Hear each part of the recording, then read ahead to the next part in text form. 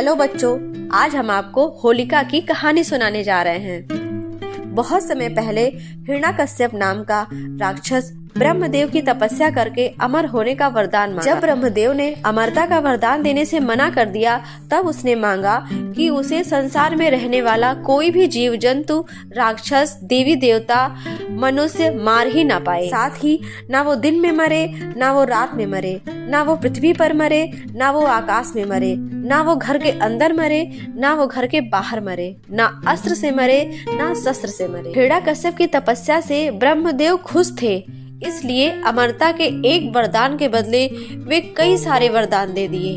इसे पाकर हिरण्यकश्यप हर जगह तबाही मचाना शुरू कर दिया। उसने मनुष्य ही नहीं, देवता को भी परेशान करना शुरू कर दिया। हिरण्यकश्यप से बचने के लिए लोगों को हिरण्यकश्यप की पूजा करनी पड़ती थी। भगवान की जगह जो भी हिरण्यकश्यप की पूजा करता, वह उसे छोड़ देता, और जो उसे भगवान मानने से मना करता, वह उसे मरवा देता या फिर उसे कड़ी सजा देता। समय के साथ राक्षस हिरण्यकश्यप का आतंक बढ़ता गया। कुछ वक्त बीतने के बाद हिरण्यकश्यप के घर विष्णु भगवान के परम भक्त प्रहलाद का जन्म हुआ।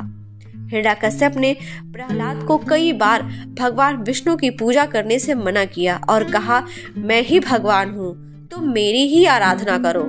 बार बार हिरण्यकश्यप की हर बात सुनकर प्रहलाद कहते, मेरे सिर्फ एक ही भगवान है और वो भगवान विष्णु है। प्रहलाद की बातें सुनकर हिरण्यकश्यप ने प्रहलाद को मारने की कई बार कोशिशें की। भगवान विष्णु अपनी शक्ति से हर बार हिरण्यकश्यप के सारे प्रयास विफल कर देते। प्रहलाद सिर्फ एक ही बात कहते, मेरे सिर्फ एक ही भगवान है और वो भगवान विष्णु है।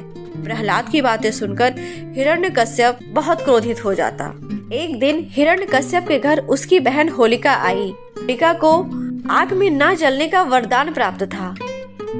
होलिका को भगवान शिव द्वारा एक कंबल वरदान में मिला था, जिसे लपेटकर यदि वह आग में चली जाए तो कोई भी आग उसे जला नहीं सकती थी। हिरण्यकश्यप को अपने बेटे से परेशान देखकर होलिका ने कहा, भैया, मैं अपनी गोद में प्रहलाद को लेकर आग में बैठ जाऊंगी, जिससे वह जल जाएगा और आपकी परेशानी खत्म हो जाएगी। हिरण्यकश्यप ने इस योजना के लिए हामी भर दी। उसके बाद होलिका अपनी गोद में प्रहलाद को लेकर आग में बैठ गई। उसी वक्त भगवान की कृपा से होलिका का कंबल प्रहलाद के ऊपर आ गया और होलिका जलकर खाक हो गई। प्रहलाद एक बार फिर प्रभु विष्णु की कृपा से बच गए। में जिस दिन होलिका जलकर भस्म हो गई थी, उसी दिन को आज तक लोग होलिका दहन के नाम से जानते हैं। इसे बुराई पर अच्छाई की जीत के रूप में देखते हुए खुशी में होलिका दहन के अगले दिन रंगों की होली खेली जाती है। रंगों की होली को हम हर्षोल्लास से मनाते हैं, खूब रंग खेलते हैं, गुलाल लगाते हैं और अच्छे अच्छे पकवान खाते हैं। तो बच्चों, इस कहानी से हमें यह सीख मिलती है कि बुराई कितनी भी ताकतवर हो, एक दिन अच्छाई जीत की ही होती है। इसी वजह से हमेशा बुराई का मार्ग छोड़कर अच्छाई के मार्ग को ही अपनाना चाहिए। Thank you.